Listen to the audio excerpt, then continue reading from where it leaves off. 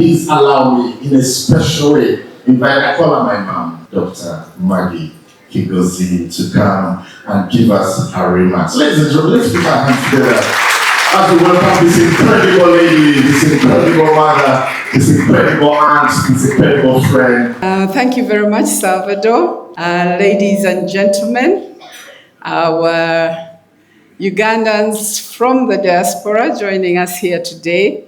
The Ugandans from Uganda who are here with you as well. I am really happy to welcome you to this, our 15th Uganda Diaspora Network Gala Dinner. It's the 15th. That's a long time. Yes, so Ronnie, thank you very much for persisting. It hasn't been easy. It's been hard work. He's taken us all over to America. We've been to a number of the countries. We've attended UNA. We've been to Canada for the convention in Canada. And the fact that you send so much money, you send a lot of money to your siblings, your parents, nowadays they call it the black tax. Why does everything seem to have this black connotation? They call it black tax when I have to pay school fees for all my nephews and nieces, and it's called the black tax, and I think we need to change that name. But yes, you do that, and we really want to say on behalf of the government of Uganda and every Ugandan, we're truly grateful. You go out there, you sit in the winter, we cannot even begin to imagine. I have a shawl over there. I am cold now, and the temperature is beautiful out there.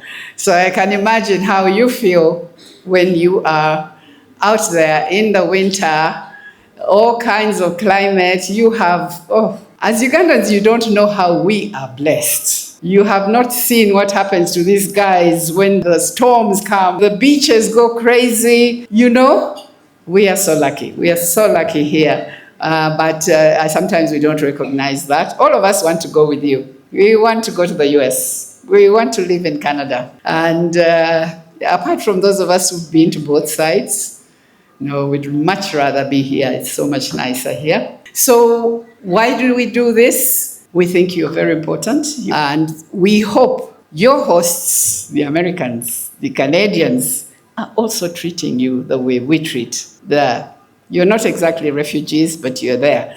We hear our new President Trump has different ideas about foreigners, and hoping you can keep him in control, because we don't want you rushing back. We really don't want you rushing back until you're ready to come home. But I want to encourage you to come home. The loneliness I find, maybe it's just me, maybe you're comfortable in the US. The loneliness over there. I was on Christmas with about 100 members of my family. That's how nice Uganda is, right? Ugandans, do you agree? You like your families? Yeah, they're great.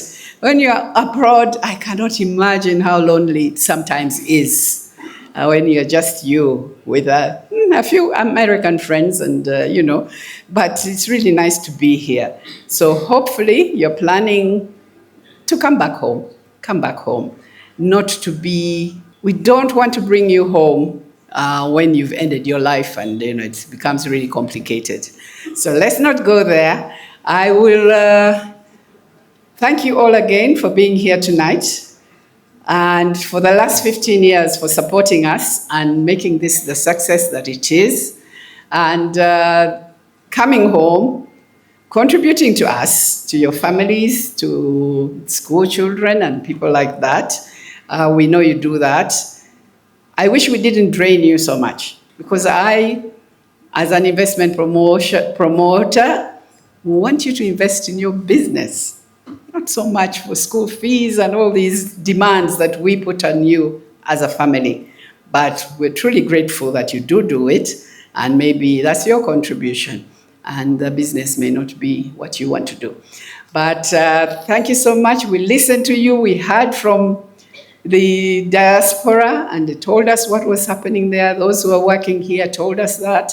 And also, we heard from the Ugandans. And the Uganda government is in this room, very, very eager to support you in whatever it is that you need here. And I hope you get it. Thank you very much for listening to me.